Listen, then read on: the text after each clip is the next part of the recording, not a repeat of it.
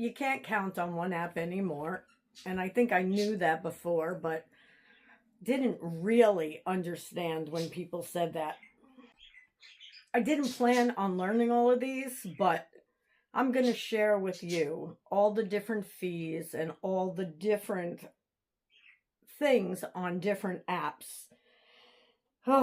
When one app can shut your income down overnight, you start looking real fast.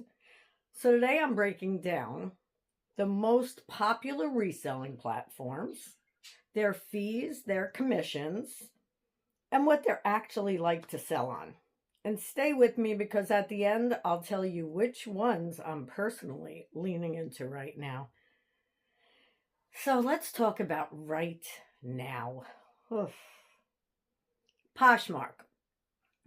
Fee 20% over $15. And I know I've spoken about this before, but now I really looked into all of them. But under, so 15 or under, it's $2.95 and up. So if you sell something for $3, you make 5 cents. So you definitely cannot do that on this site. It's a social platform. It's easy to use. And there are built-in buyers. That's the thing. They're built-in buyers. So you have your buyers looking on Poshmark already. They're not looking for you. They're looking for what they're looking for. So when something happens, you don't have control. And that's the hard part. Because then Poshmark has the control. Vinted. 0 selling fee. The buyer pays the fees. You keep what you list it for. So if you list it for $15, it's your $15. Of course, you're going to have to pay tax on that, etc. But you still get to keep all of it. It's slower in the US, I've been reading, Vinted, but it is growing. So be happy about that. And it feels lighter, like less pressure, really. I'm still learning about it. And like I said, as I learn about these, I will definitely share with you if you're interested. And a lot of you said you are. So let's go to eBay. The fee is usually 13 to 15%. And it varies by category, weirdly enough. But there's a huge audience. Think about the audience on eBay. I don't even know how many people are on eBay, but it is, to me, in my head, the biggest selling market. Maybe besides Amazon, but I know they're a little bit different for sure. So on eBay, you have a huge audience and more control, but more responsibility too, because returns, details, all of it. It's all more that you have to do than Poshmark or Vinted or most of the other platforms. But what I really don't like about eBay is the returns part, because if it's like Amazon, and I know it is, people go on there to buy dresses for weddings and things. I know that some of them buy 3 dresses and then they return 2, and I'm not happy about all those returns. On Poshmark, there really aren't a lot of problems like that. So let's go to Mercari. Now, Mercari, not my favorite. Let me know if it's working for you lately. I don't know what to do on that site. No matter what I do, I don't get a lot of sales. So maybe you can share below how Mercari works, or maybe you want to come on the show and share. If any of you want to come on and share about any platform to help us all, feel free. Let me know in the comments. So Mercari fee 10%, payment processing, it comes out to 13%. They're quick and easy to list on there. It's saying on the internet that it is good for moving items, but you know what? I don't believe that. And buyer behavior can be a little unpredictable on there. I can tell you that I've tried to sell on Mercari many a times, and yeah, no, not for me unless it's changed. So let me know. Now, Depop, it's 10% plus the processing. It's a younger audience. Trendy items do very, very, very well. And this one really depends on what you're selling. So I would get on first. I would take a look at what is selling on there. And I'd also maybe stop in a couple of the stores like, oh geez, Abercrombie and Fitch, and I'm trying to think of the other stores. And it's not even for the brands, it's for the trends. Just go in and see what's trending right now. Go into the different teenage stores. That's how I did it one year. Shopify. So the fee is only 2.9% plus 30 cents per sale. You own your store, but there's no built-in audience.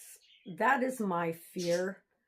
I feel like I need a built-in audience, and I don't know how to get it if I'm on my own shop. If you know, let me know, please. And comment, say hi. So I think this is the lesson I learned. And what I'm starting to realize, it's not about finding the perfect platform. It's about not putting your entire income into one place you don't control.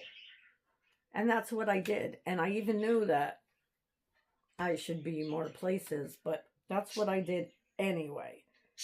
So if that's something that you're doing, like you're only on one platform, start maybe rethinking it a little bit, because I didn't listen to people and got restricted. And yeah, if you don't know about that, many videos that will be at the end, I'm sure.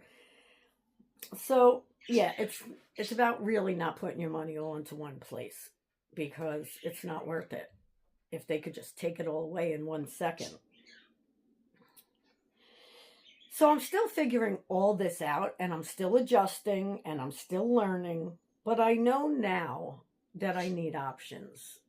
And I hope that you know that you need options, and you shouldn't just be selling on one platform. Unless you're brand new, then ease into it. But yeah, as soon as you start selling and learning more of the selling business, then what is it? Diversify?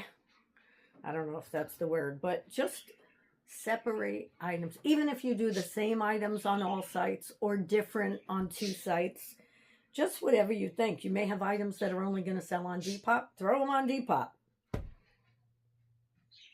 So if you're in this place too right now, and I know I've seen a lot of videos where people are being restricted from Poshmark and suspended from eBay, who have been doing it for years. And that's why I think we're all getting annoyed. I'm only doing it 6 years.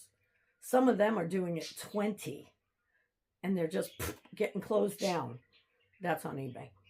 So I don't think we're doing anything wrong. I think we're just growing into something more stable. And you're not alone in that. I'm right there with you, and there are many more. Let me know, again, if you're having these issues. So the only thing I can say is, if you're still selling on only one platform, change that up a little bit. You're going to see all different classes the next few days, because I can't find mine. But yeah, so change it up a little bit. Even if you only put 5 items on one other site, or 1 item on 5 other sites, just do something to start diversifying. So seriously, at this point, I am not quitting reselling yet. But I'm not depending on just one platform. I'm done with that. That was my mistake. I know that. It was my fault. This isn't about one platform anymore, though. It's about building something that actually lasts. And I'm not starting over. I'm just doing it smarter this time. It's sad that it took this many years to realize that. I just trusted one platform for too long. And now I'm choosing stability over comfort. How about you? What are you doing? And if this happened to you, tell me below. And are you sticking with one app or are you starting to branch out also? If you enjoy videos like this, give it a like, hit subscribe. It's free for you and it really helps me get out to more people.